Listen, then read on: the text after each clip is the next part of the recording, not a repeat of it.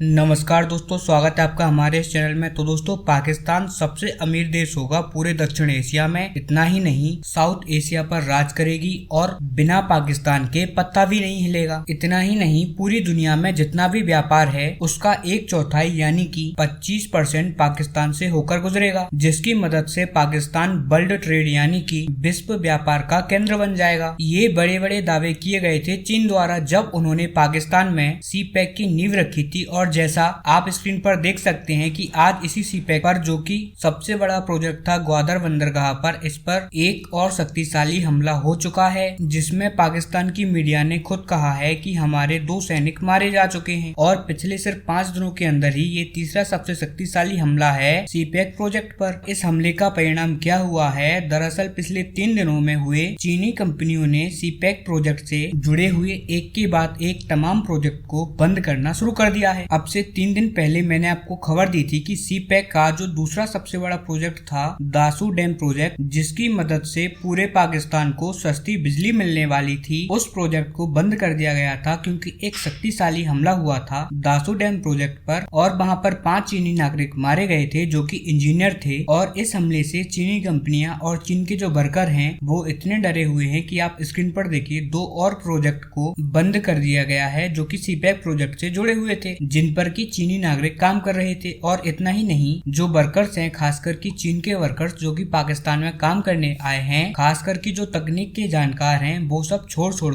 भाग रहे हैं। यहाँ तक की खबर तो ये भी आ रही है कि चीनी सरकार कंपनियों को भी समझा रही है कि हमने आपको जो कॉन्ट्रैक्ट दिया है हम उसकी वैल्यू बढ़ा देंगे, आपको ज्यादा पैसा मिलेगा पाकिस्तान में काम करने पर, आपके जो वर्कर्स हैं इनकी सैलरी भी डबल कर दी जाएगी। इसके बावजूद भी चीनी नागरिक पाकिस्तान में काम करने के लिए रेडी नहीं है। सर सलामत तो पगड़ी हजार। इसीलिए इसी के बीच एक और हमला आज ग्वादर बंदरगाह पर हो चुका है, जिस पर की भारी मात्रा में चीनी नागरिक काम करते हैं। हालांकि ये खबर तो अभी तक नहीं आई है कि कोई चीनी नागरिक हताहत हुआ है कि नहीं, लेकिन उनकी सुरक्षा में तैनात 2 पाकिस्तानी जवान तो मारे ही जा चुके हैं। और इतना ही नहीं, बलूच विद्रोहियों का तो कहना है कि ये तो अभी ट्रेलर है, पूरी पिक्चर तो अभी बाकी है। जब तक कि चीन पूरी तरीके से सीपैक छोड़कर नहीं भाग जाता, खासकर की ग्वादर बंदरगाह को, तब तक हम लगातार ये हमले चीनी नागरिकों पर करते रहेंगे। और इस बात से चीनी सरकार भी गुस्सा है कि पाकिस्तान की सेना की सबसे हाई सिक्योरिटी मिलने के बावजूद चीनी नागरिक पाकिस्तान में मारे जा रहे हैं। इसीलिए कुछ रिपोर्ट्स आई हैं कि चीनी सरकार अपने देश से जो कुछ आर्मी के जवान हैं उनको पाकिस्तान में भेजने के बारे में विचार कर रही है, ताकि पाकिस्तान के अंदर जो चीनी वर्कर्स हैं, जो चीनी इंजीनियर्स हैं, उनकी सुरक्षा की जा सके। लेकिन इस विचार पर भी आगे बढ़ने से कहीं ना कहीं चीन की सेना कतरा रही है। उनका मानना है कि अभी तक तो सिर्फ हमारे आम नागरिक मारे जा रहे थे,